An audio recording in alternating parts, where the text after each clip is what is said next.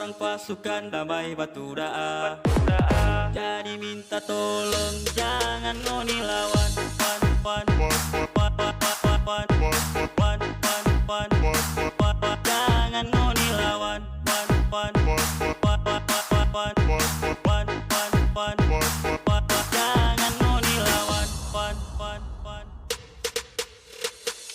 Torang pasukan damai bukan mau cari lawan.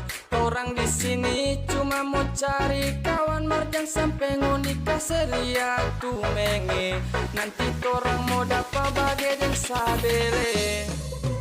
Torang pasukan damai bukan banyak-banyak mulu. Ini torang belagu, torang dari kulamu. Mari dekat kamari, torang pagikan malam ini. Torang bajontra dengan pasukan damai.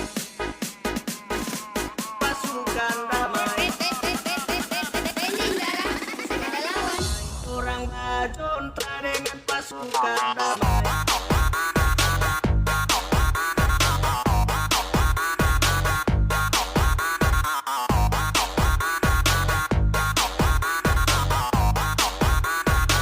Dengan pasukan damai.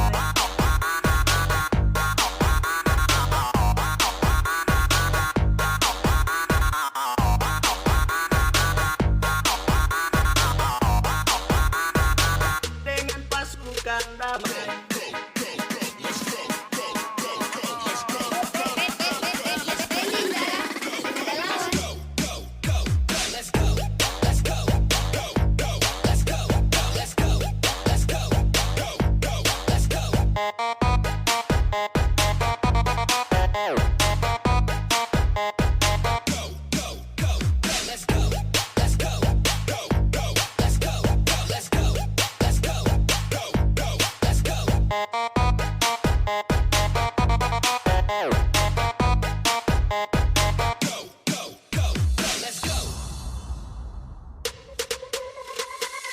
Torang pasukan damai batu daa, jadi minta tolong jangan ngoni lawan. Pan pan pan pan pan pan pan pan, jangan ngoni lawan. Pan pan pan pan pan pan, jangan ngoni lawan. Pan pan pan.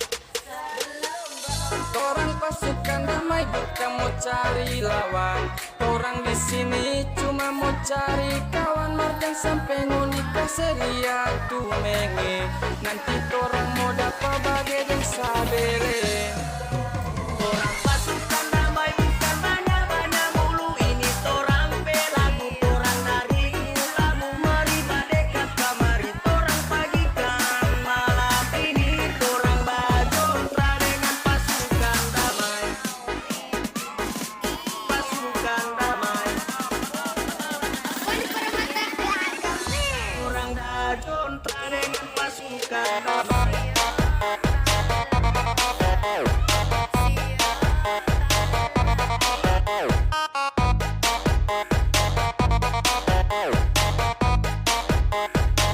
Dengan pasukan damai. Assalamualaikum warahmatullahi wabarakatuh. Alhamdulillahirabbil alamin wassalatu wassalamu ala asyrofil anbiya'i wal mursalin sayyidina Muhammadin wa ala alihi washabihi ajmain. Pertama-tama saya ucapkan terima kasih banyak kepada teman-teman yang sudah sudi hadir di sini untuk mengikuti acara diseminasi CGP Angkatan 7 tentang budaya positif modul 1.4, yang mana pada kesempatan kali ini saya banyak-banyak berterima kasih kepada teman-teman sekalian yang sudah memberikan waktunya di sini. Di sini saya akan menerapkan aksi nyata modul 1.4 budaya positif, yang mana modul ini saya pelajari ketika saya mengikuti guru penggerak CGP Angkatan 7 dan di sini pada aksi nyata modul 1.4 budaya positif, yaitu menerapkan budaya positif atau keyakinan kelas. Di sini terdapat beberapa konsep modul budaya positif. Yang pertama, perubahan paradigma belajar. Yang kedua, disiplin positif dan nilai-nilai kebajikan universal. Yang ketiga, kebutuhan dasar manusia. Yang keempat, motivasi perilaku manusia. Yang kelima, posisi kontrol restitusi. Keenam, keyakinan kelas. Ketujuh, segitiga restitusi.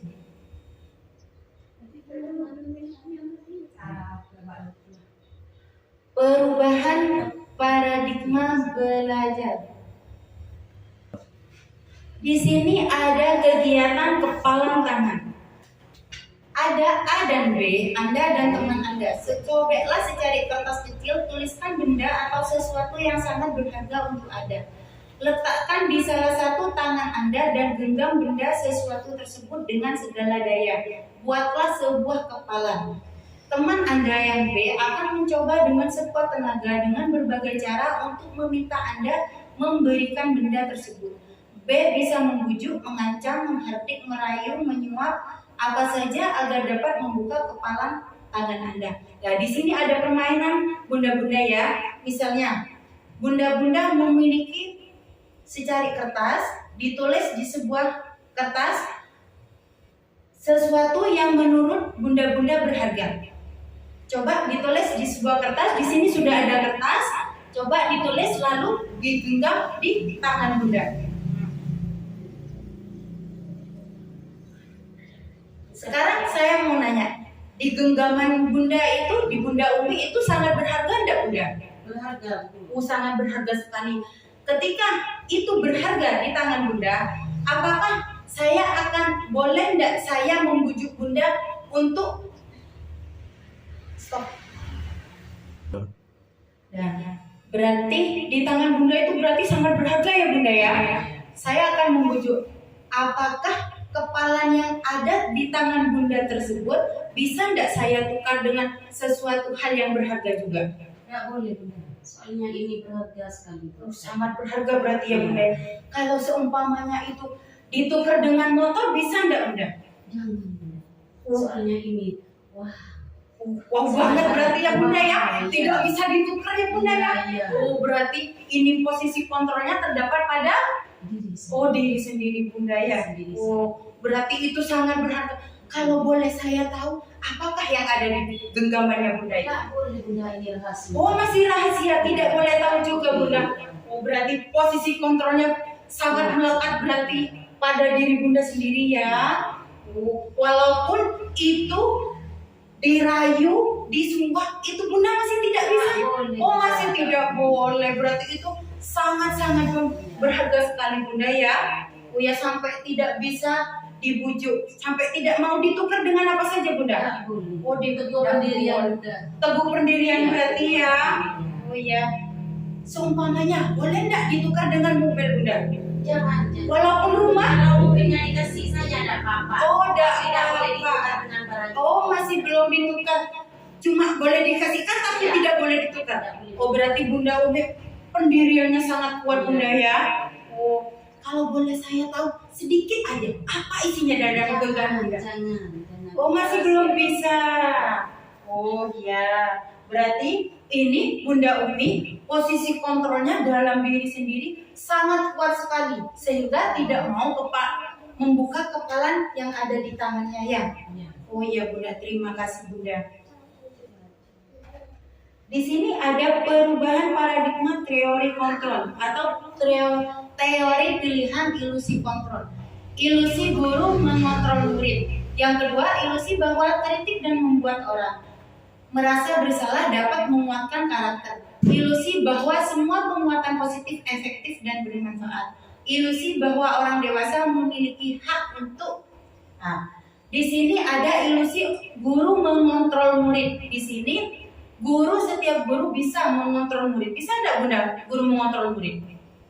Bisa, tapi tidak semuanya terkontrol. Oh tidak semuanya terkontrol. Berarti ini termasuk murid masih sesuai dengan keinginan masing-masing ya Bunda ya. Ya.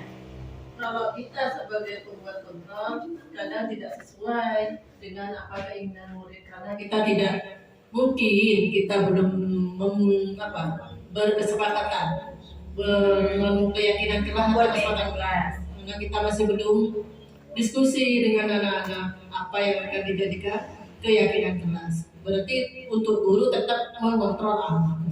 Oh gitu. Ya, terima kasih Bunda. Berarti di sini kalau guru ingin mengontrol murid, berarti di sini harus membuat keyakinan kelas dulu ya Bunda ya. Iya. Iya. Kita kesepakati dulu.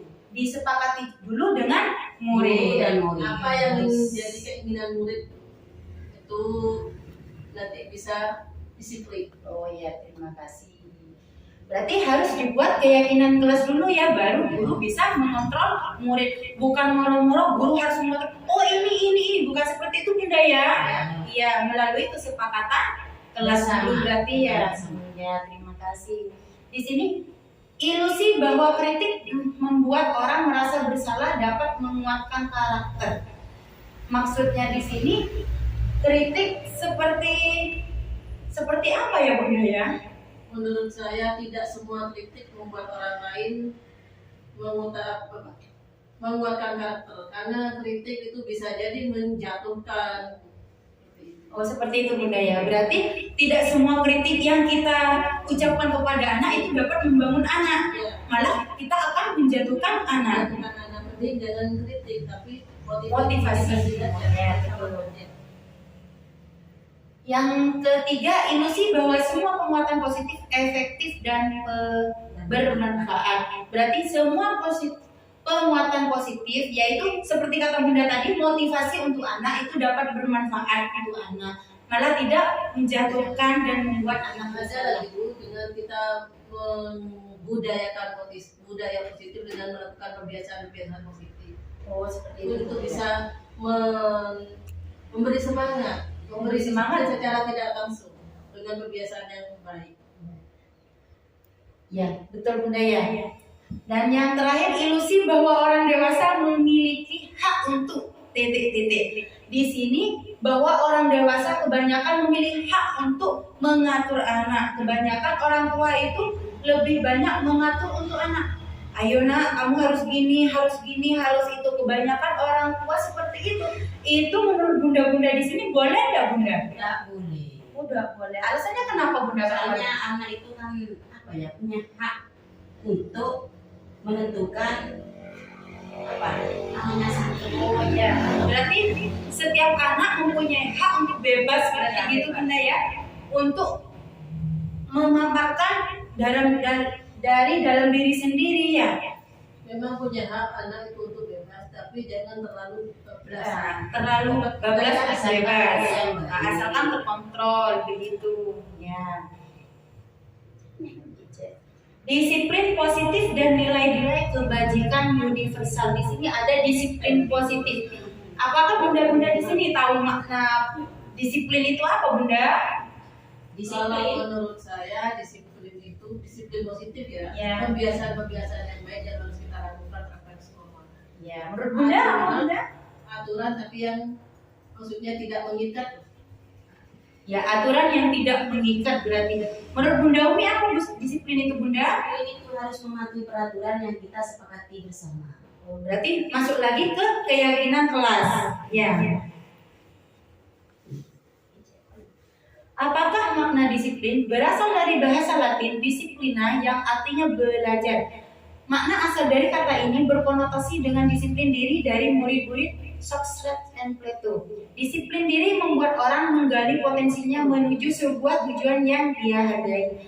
Namun dalam budaya kita, makna kata disiplin telah berubah menjadi sesuatu yang dilakukan seseorang pada orang lain untuk mendapatkan kepatuhan, kecenderungan umum, dan menghubungkan kata disiplin dengan ketidaknyamanan, bukan dengan apa yang kita hargai atau pencapaian suatu tujuan yang mulia.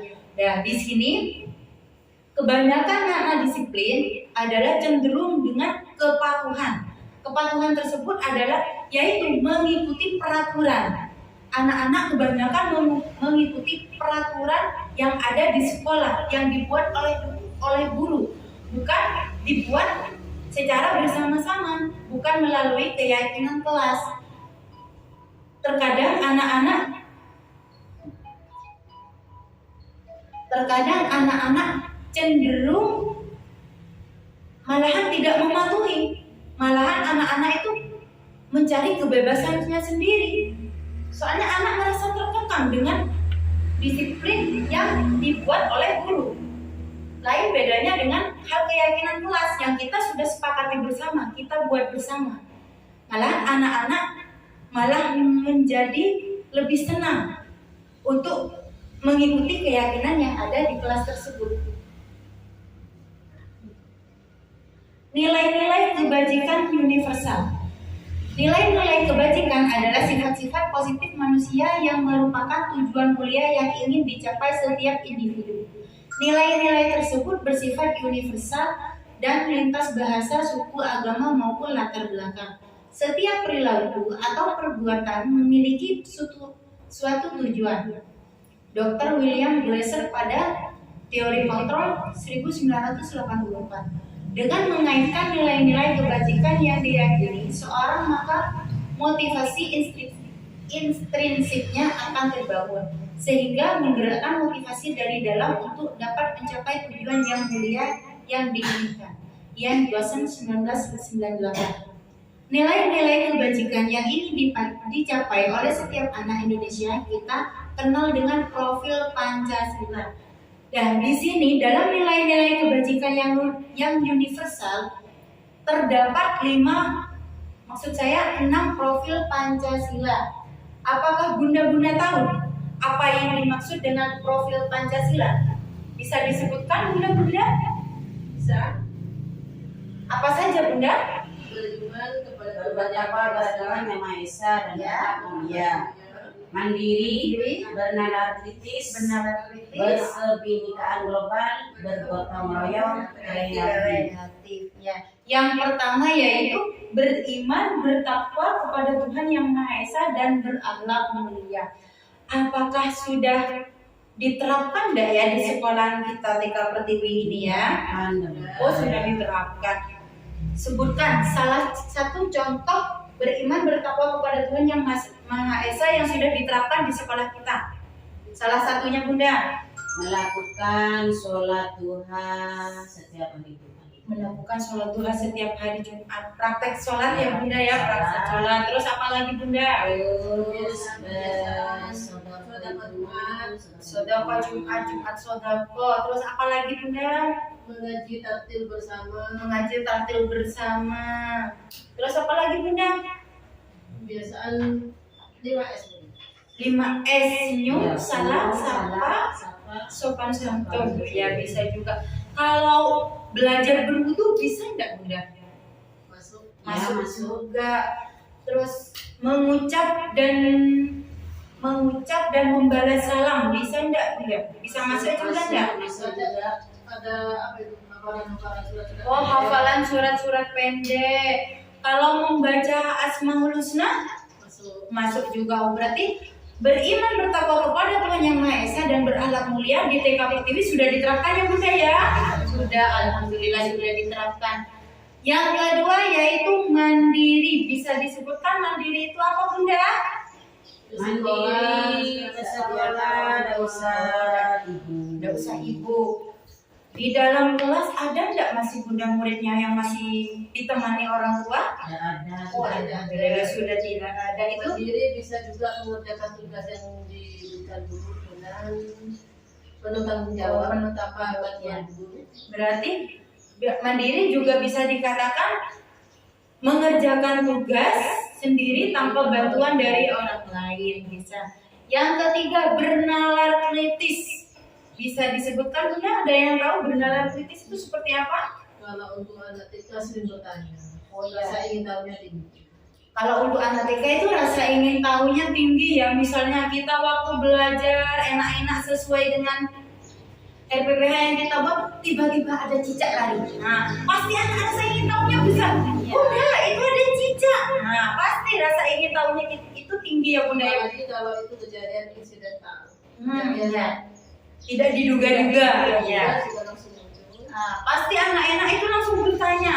Waktu kita pembelajaran ada apa kupu-kupu masuk, yang jelas anak pasti langsung bertanya. Ada kucing Pasti bertanya itu namanya juga anak TK ya, rasa ingin tahunya besar. Yang keempat, berkebinekaan global. Nah, ada yang tahu kebinekaan global itu seperti apa, Bunda? Mungkin kalau kita itu baca Pancasila, itu maksudnya Ya, membaca Pancasila, ya tidak membeda-bedakan suku, agama, ras dan golongan. Tapi di sini alhamdulillah tidak ada yang beda agama, Bunda ya. Ya, alhamdulillah agamanya semuanya sama. mungkin hanya beda kulit. Oh, beda kulit, ada yang putih, ada yang hitam. Tapi sama ya, rasnya juga sama orang Madura. Khasnya Madura. Ya, terima kasih. Yang kelima, bergotong royong. Nah, bisa dikasih tahu Bunda contoh gotong royongnya seperti apa? Mungkin kalau wali murid gotong royong waktu membersihkan Ya, bisa jadi ya. halaman.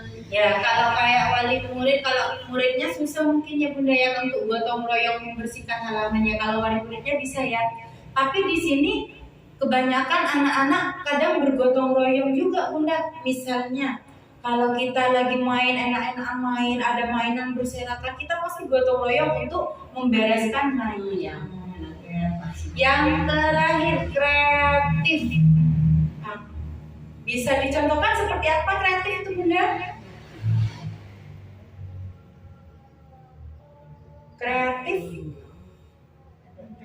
Dan di sini saya jelaskan dulu, kreatif itu anak-anak bisa mengkreasikan ide-idenya sendiri. Misalnya, ketika anak memegang sesuatu, pasti anak itu, misalnya botol bekas, pasti anak-anak berimajinasi. Misalnya kayak ini. Nah, ini di sini ada botol, pasti ada mobil-mobilan, kadang dibuat pesawat, kadang dijejer. Ada beberapa botol dijejer sama anak-anak, dibuat kereta api. Itu sudah termasuk kreatif ya Bunda ya. Nah, kayak di sini banyak, kayak ini buat ikan dari kertas lipat, pokoknya bahan-bahan bekas itu sudah kreatif. Kebutuhan dasar manusia, dan setiap manusia itu pasti mempunyai kebutuhan. Bisa disebutkan kebutuhannya apa saja Bunda? Makan, apalagi pakaian, bersenang-senang, sandang pangan, kasih sayang, ya kasih sayang dari suami, orang tua, teman. Nah, kebanyakan kita itu di sini kebutuhannya. Nah, di sini ada 5 kebutuhan dasar manusia. Yang pertama, kebutuhan bertahan hidup. Seperti tadi, kebutuhan dasar hidup apa saja? Makan, sandang pangan, ya, rumah, baju, pakaian, pokoknya sandang pangan yang kita butuhkan. Kalau kita tidak makan Bunda, mati katanya. Kalau kita tidak mempunyai rumah Bunda, jangan, iya, kepanasan. Yang kedua, kasih sayang dan diterima. Sepertinya kata tadi, kasih sayang dari orang tua, dari teman, dari suami terutama ya Bunda ya. Tapi di sini terkadang saya sering melihat murid-murid di sekolah kita ada yang masih kekurangan kasih sayang Bunda. Misalnya ketika murid pasti ada yang masuk meluk-meluk. Kita kan harus mencari tahu apakah anak ini masih kekurangan kasih sayang enggak di rumah. Nah, Kemungkinan iya, kita harus atau ada di jauh di Malaysia. Orang tua berpisah juga. ya, orang tua berpisah ya Bunda ya. Soalnya kebanyakan kadang murid di sekolah itu sepertinya diam saja. Diajak bicara diam saja. Kayaknya kepikiran Bunda. Nah, kalau seperti itu bisa enggak ya kurang kasih sayang Bunda? Bisa juga kurang kasih sayang. Kadang di rumah kebanyakan dimarah-marahi sama orang tua, jadinya ibaratnya di sekolah kepada guru, minta kasih sayang kepada guru. Yang ketiga, kesenangan. Contohnya seperti apa kesenangan itu Bunda? kesenangan itu kayak rekreasi. Oh, rekreasi. Nah, itu butuh cuan yang banyak kalau rekreasi Bunda ya. Rekreasi. Oh, refreshing ya. Kesenangan itu kalau untuk anak TK biasanya dengan bermain dengan temannya. Ya, bisa juga ya Bunda ya. Itu untuk anak TK ya Bunda ya. Kalau untuk ibu-ibunya mungkin refreshing ya Bunda ya. Tapi untuk anak TK itu tidak perlu hal yang mahal untuk mencari kesenangan. Misalnya anak sudah bermain, dibiarkan bermain. Nah, sama teman-temannya itu sudah merupakan kesenangan. Yang keempat, penguasaan. Bisa dicontohkan penguasaannya seperti apa itu Bunda ya? Mungkin kalau untuk anak TK bisa mengontrol emosinya. Nah, ya bisa mengontrol emosi. Misalnya anak-anak waktu belajar temennya tiba-tiba ambil pensil atau penghapusnya. Nah, anak-anak itu bisa mengontrol emosinya sendiri untuk tidak marah, untuk tidak merebut sebaliknya ya. Itu penguasaannya, menguasakan emosi diri sendiri. Yang terakhir, kebebasan. Yaitu bisa dicontohkan kebebasan seperti apa Bunda? Mungkin dalam memilih mainan sesuai dengan diri anak sendiri mau pilih mainannya. Oh iya, memilih mainan sesuai dengan keinginan anak. Nah, itu juga termasuk kebebasannya Bunda ya. Maksudnya kebebasan hak anak dalam memilih sesuatu. Misalnya ketika pembelajaran, anak-anak kan di sini ada 4 kegiatan. Anak-anak disuruh memilih sesuai dengan keinginan anak. Tidak harus guru mengontrol. Oh ini, Kamu warna, kamu ya, tidak harus seperti itu Bunda ya. Itu kebebasan. Nah, kebebasan hak anak untuk memilih sesuatu kegiatan. Teori motivasi hukuman dan penghargaan restitusi.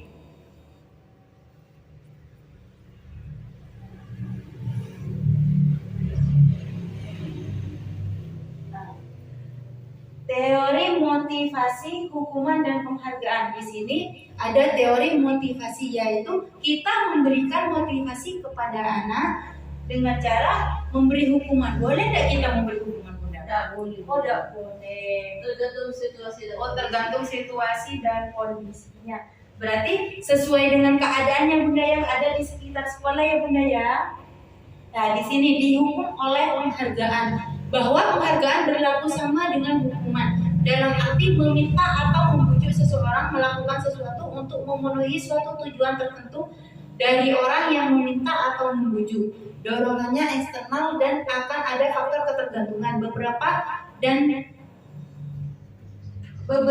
dampak dari pemberian penghargaan Al-Fiqhon 1993. Maksudnya di sini yaitu dihukum oleh penghargaan. Maksudnya jika kita melihat anak, seumpamanya setiap hari ketika melihat anak nulisnya cepat, kita selalu memberi penghargaan. Nah, di situ anak akan selalu meminta penghargaan. Misalnya, Bunda Desi sudah mewarnai bagus. Oh, Bunda Desi mewarnainya bagus, ini Bu Guru kasih hadiah. Suatu ketika Bunda Desi itu melakukannya terburu-buru karena ada temannya yang sudah selesai. Nah, itu maka Bu Guru Desi di sini akan down, akan jatuh. Wah, aku belum selesai, temanku sudah selesai. Nanti aku udah dapat hadiah. Nah, di sini penghargaan yang seperti itu akan menghukum anak. Ya, soalnya karena setiap dapat apa, otomatis anak-anak akan minta terus.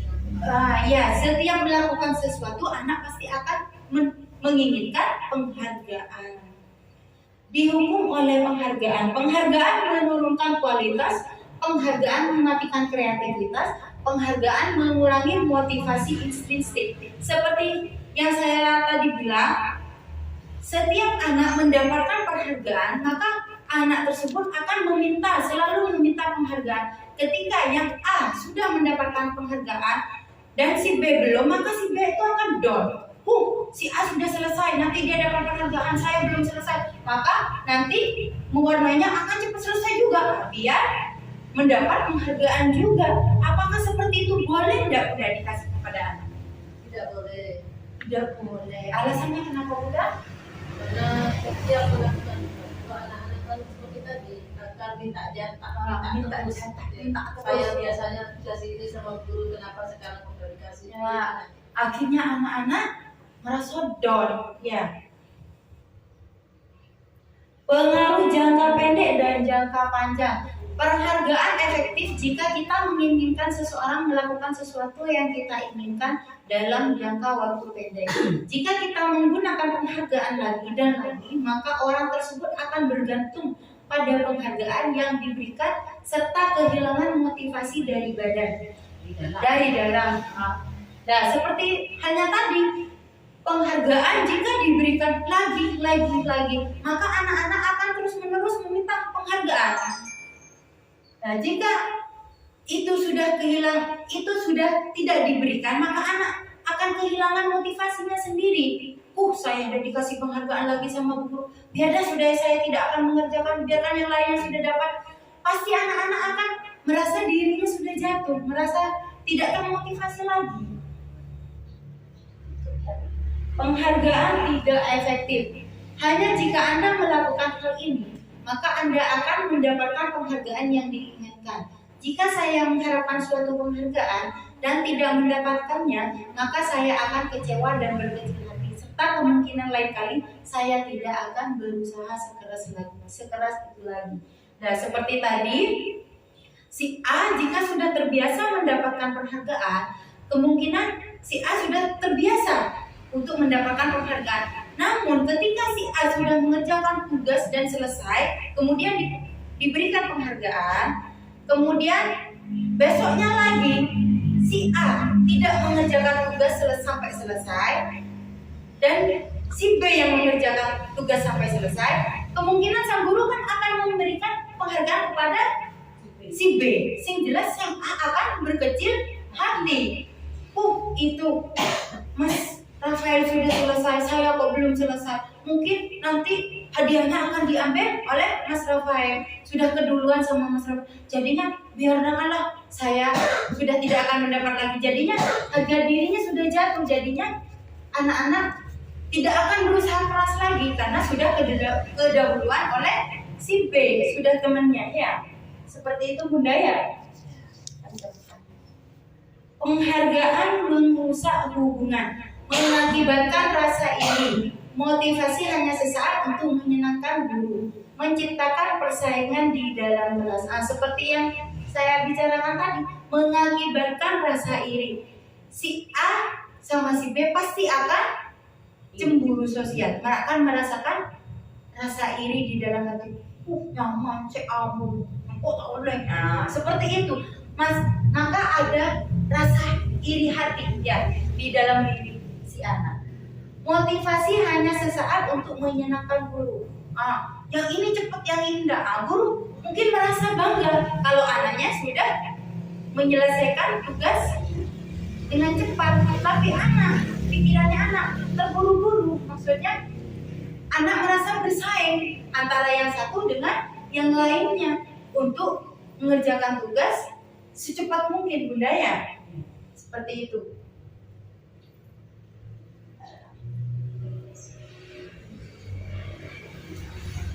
Nah, di sini ada tugas perbedaan hukuman dan konsekuensi. Tindakan guru, mari berdiskusi.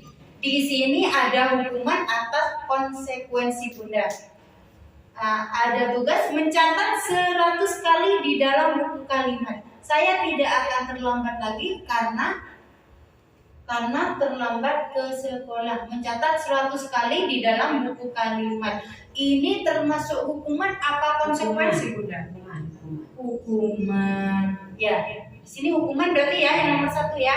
Yang kedua, lari mengelilingi lapangan basket 2 kali karena terlambat hadir di sekolah. Ini termasuk hukuman atau konsekuensi? Hukuman.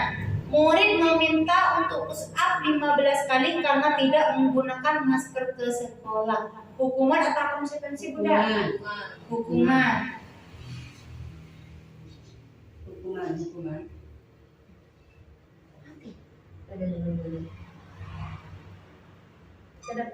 Tadi. Menggantikan kertas tugas teman yang sedang dicoret-coret. Ini termasuk hukuman atau konsekuensi? Hukuman. Konsekuensi apa hukuman? Apa bedanya? Menggantikan kertas. Menggantikan kertas tugas teman yang telah dicoret-coret. Hukuman. Konsekuensi. Konsekuensi apa hukuman Bunda? Hukuman ada yang konsekuensi, kita lihat nanti ya Bunda ya. Membersihkan tumpahan air di meja tulis karena tersenggol pada saat belajar. Hukuman atau konsekuensi? Konsekuensi. Murid disuruh untuk mengenakan sepatu seharian di sekolah karena tidak mengenakan sepatu hitam. Hukuman. Hukuman. Hukuman.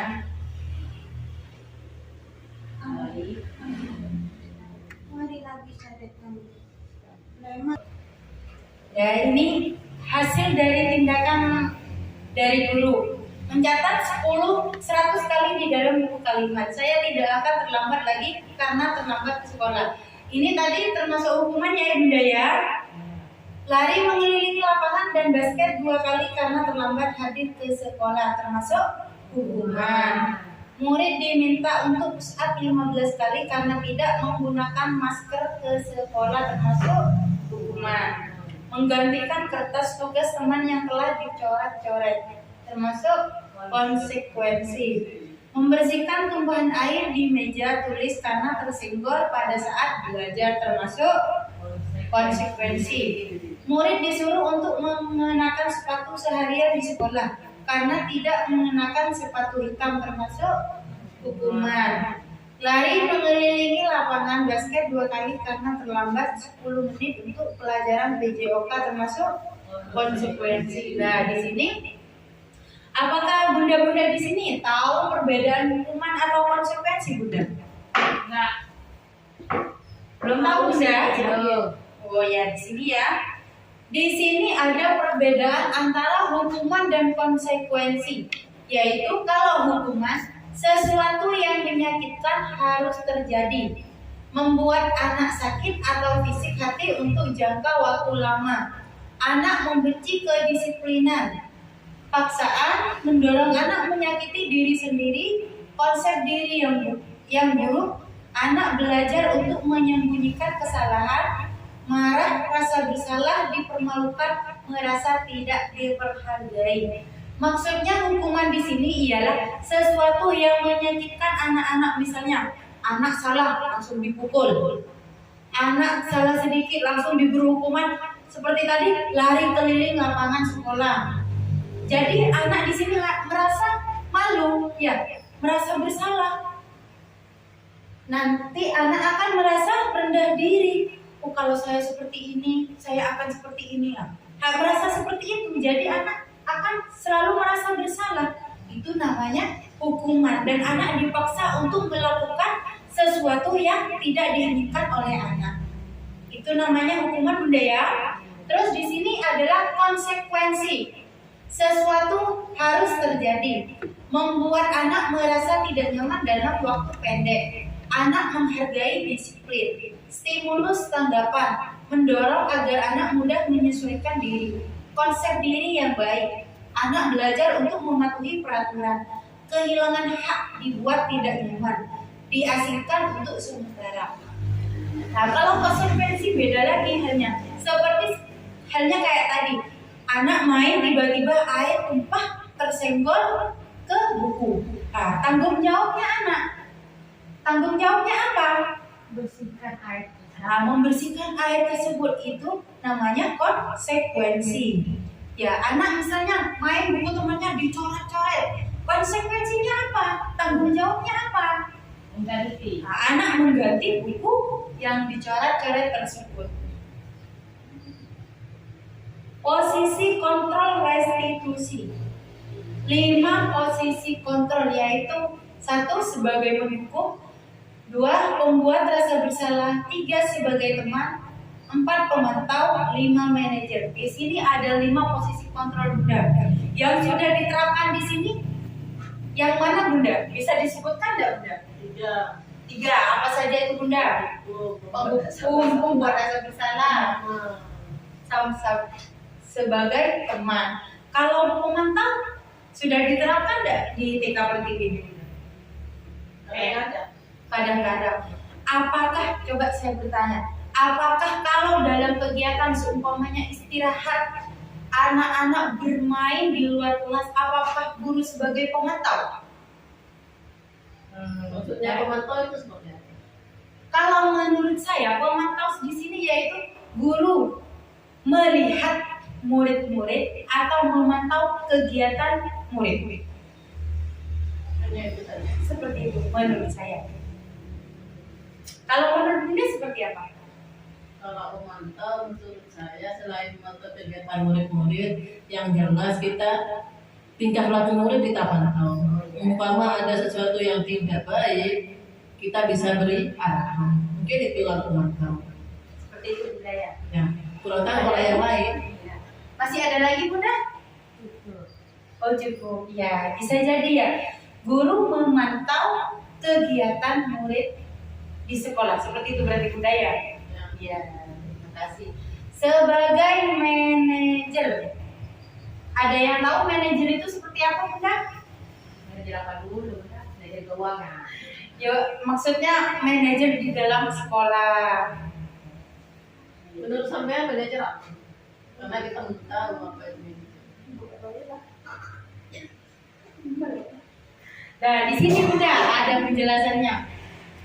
Penghukum yaitu guru berbuat menghardik, menunjuk-nunjuk, menyakiti, menyindir. Guru berkata, kalau kamu tidak melakukannya, awas ya, rasakan. Nah, itu namanya penghukum. Hasilnya, anak bukan malah semakin nurut kepada guru. Iya kan? Malahan anak-anak malah semakin melonjak, memberontak, menyalahkan orang lain yang bersalah. Terkadang anak-anak malah bisa berbohong. Bukan saya Bunda, tapi itu yang melakukan. Padahal yang melakukan dia, karena dia takut dihukum oleh gurunya. Kaitannya dengan dunia berkualitas yaitu murid meletakkan guru di luar dunia berkualitas.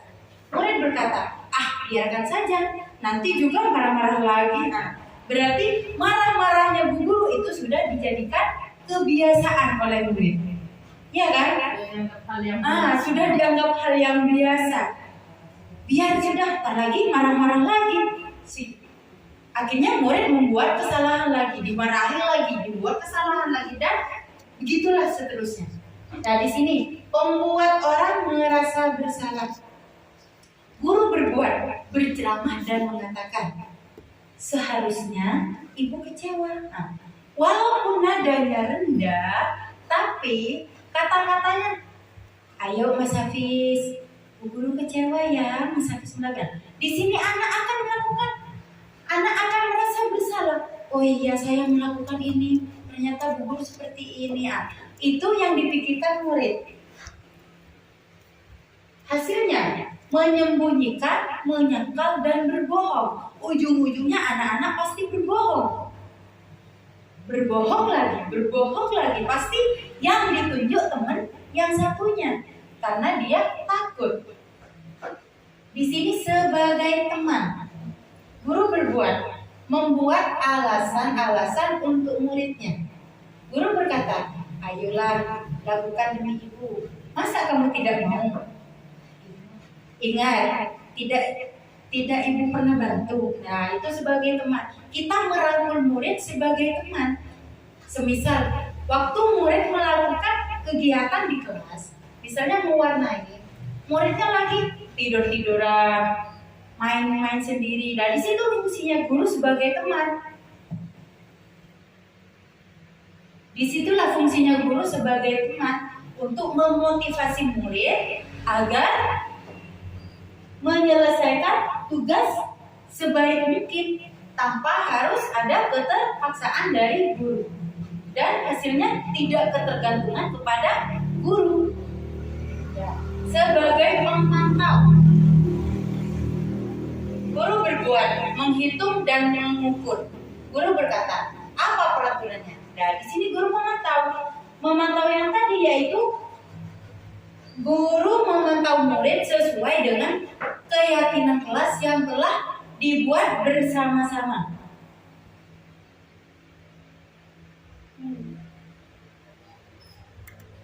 Yaitu hasilnya menyesuaikan diri bila diawasi. Nah, di sini kan tadi murid-murid sudah membuat keyakinan kelas sendiri bersama dengan guru-guru, bukan peraturan ya, tapi keyakinan kelas yang telah disepakati atau dibuat bersama. Jadi murid bisa memahami apa keyakinan kelas yang ada di kelas yang harus kita patuhi, yaitu seperti di awal tadi, membuang sampah pada tempatnya, mengantri bergiliran, ya, merapikan mainan. Berarti itu harus tumbuh di dalam diri murid masing-masing tanpa ada peraturan, tanpa ada paksaan dari guru. Yang terakhir yaitu sebagai manajer. Guru berbuat yaitu mengajukan pertanyaan. Guru berkata, apa yang kita yakini, apa yang bisa kamu kerjakan untuk memperbaiki masalah ini, yaitu manajer sebagai jalan-jalan di tengah, menengahi sebuah masalah. Misalnya Mas Dafa sama Mas Rafael lagi berebut mainan. Nah, disitulah fungsinya manajer untuk menengahi masalah yang ada pada diri anak, bukan malah mencari kesalahannya anak. Ayo, siapa yang salah? Bukan seperti itu, Bunda ya. Malahan di sini guru menengahi, dicari kesalahan, titik kesalahannya di mana. Bagaimana caranya saya bisa memperbaiki keadaan antara kedua murid yang sedang berebut mainan tersebut. Begitu Bunda ya? Segitiga restitusi. Segitiga restitusi yaitu ada 3. Yang satu, menstabilkan identitas. Kedua, validasi kebutuhan. 3, menanyakan keyakinan. Apa itu restitusi? Restitusi adalah proses menciptakan kondisi bagi murid untuk memperbaiki kesalahan mereka, sehingga mereka bisa kembali pada kelompok mereka dengan karakter yang lebih kuat. Restitusi juga merupakan proses kolaboratif yang mengajarkan murid untuk mencari solusi untuk masalah mereka dan membantu murid berpikir tentang orang seperti apa yang mereka ingin menjadi tujuan mulia dan bagaimana mereka harus memperlakukan orang lain. Dosen 2004. Dan seperti yang saya katakan tadi, guru harus menjadi manajer untuk murid, bukan malahan sebagai rasa penghukum, bukan rasa sebagai Astagfirullahaladzim. ini harus sebagai manajer, yaitu menengahi masalah di antara kedua murid, ya. Nah, di sini ada segitiga restitusi Bunda, ya. Di sini ada validasi kebutuhan, menstabilkan identitas, menanyakan keyakinan. Validasi kebutuhan yaitu kamu tentu punya alasan mengapa melakukan itu. Yang kedua, adakah cara yang lebih efektif untuk mendapatkan apa yang kamu butuhkan? Itu caranya untuk menjadi manajer kepada murid. Menstabilkan identitas. Setiap orang pasti melakukan kesalahan. Kamu bukan satu-satunya yang pernah melakukan ini. Nah, jadi kita memberikan pemahaman kepada murid agar murid tidak merasa bersalah ketika kita menstabilkan identitas mereka, agar murid tidak merasa malu. Seumpamanya guru menjadi penghukum kepada murid, kita langsung marah-marah. Apakah murid merasa malu atau tidak? Pasti, karena mereka merasa dipojokkan oleh guru. Menanyakan keyakinan yaitu nilai-nilai apa yang telah kita sepakati. Di sini kembali lagi ke keyakinan kelas yang telah disepakati bersama. Kamu ingin menjadi orang yang seperti apa? Nah, di sini kita meyakini murid, membimbing murid. Kalau kamu seperti ini, kamu nanti akan menjadi apa? Misalnya, ada murid yang suka ngambil, kita tidak langsung menghukum, kita menstabilkan dulu identitasnya. Setelah itu menanyakan keyakinan, apa alasannya murid sambil mengambil minuman temannya. Seperti itu budaya, agar murid tidak merasa bersalah. menstabilkan identitasnya ini, untuk membuat anak yang merasa gagal karena berbuat salah menjadi anak merasa gagal karena berbuat salah menjadi positif terhadap dirinya. Guru berkata, berbuat salah itu hal yang manusiawi. Tidak ada manusia yang sempurna. Bapak Ibu juga buat salah. Kita pasti bisa menyelesaikan permasalahan ini. Bapak Ibu tidak tertarik untuk mencari tahu siapa yang benar, siapa yang salah. Bapak Ibu lebih tertarik untuk menyelesaikan masalah. Kalau kamu menyalahkan dirimu sendiri, terus-menerus, apakah kamu bersikap baik pada dirimu sendiri? Nah, di sini seorang guru menjadi manajer tidak harus mencari siapa salah, siapa yang benar. Di sini guru hanya meluruskan permasalahan yang ada di antara murid. Misalnya, seumpamanya guru hanya menyalahkan satu pihak, di sini akan ada terjadi kecemburuan sosial. Dan murid yang disalahkan akan menyalahkan dirinya sendiri. Oh, kenapa saya selalu disalahkan? Kenapa saya? Akhirnya murid akan menghindar dari kelompok yang lainnya, dari teman-teman yang lainnya. Maka murid di sini akan cenderung, kebanyakan murid lebih memilih untuk menutup diri dalam kelompoknya sendiri. Kebanyakan murid diam diri dan menghindari kelompoknya. Kebanyakan menang ya budaya. BCBN tadi memojok katanya. Validasi kebutuhan. Membantu murid mengenali basic need atau kebutuhan dasar yang ingin dipenuhi ketika melakukan kesalahan itu. Pada dasarnya, setiap tindakan manusia tujuannya adalah memenuhi basic need. Apakah itu power, freedom, love, and belong, fun, and survival? Guru berkata, kamu bisa saja akan melakukan hal yang lebih buruk, tapi kamu tidak melakukannya, kan?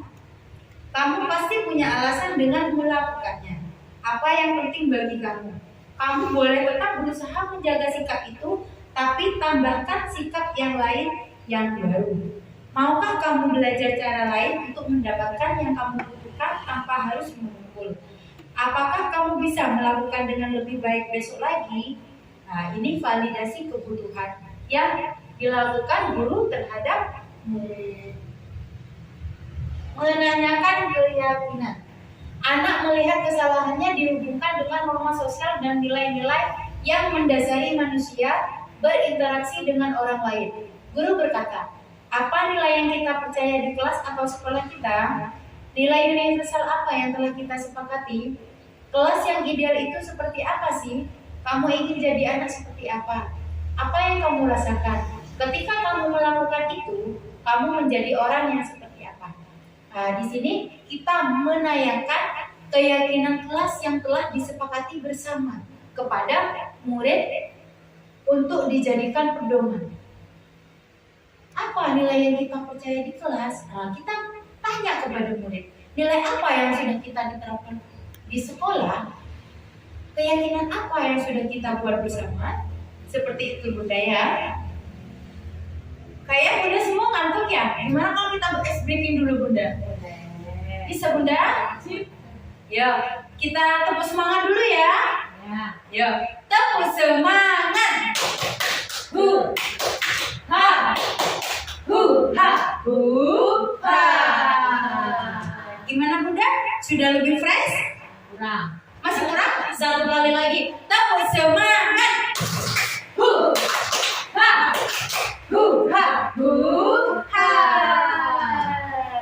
Terima kasih. Nah, keyakinan kelas. Di sini kita sudah membuat keyakinan kelas Bunda ya. Nah, di sini ada teman-teman sejawat saya yang sudah membuat keyakinan kelas. Bisa disebutkan kita mempunyai keyakinan kelas apa saja Bunda? Ayo, apa saja Bunda? Itu di belakang ada yang kita buat bersama kemarin. Antri.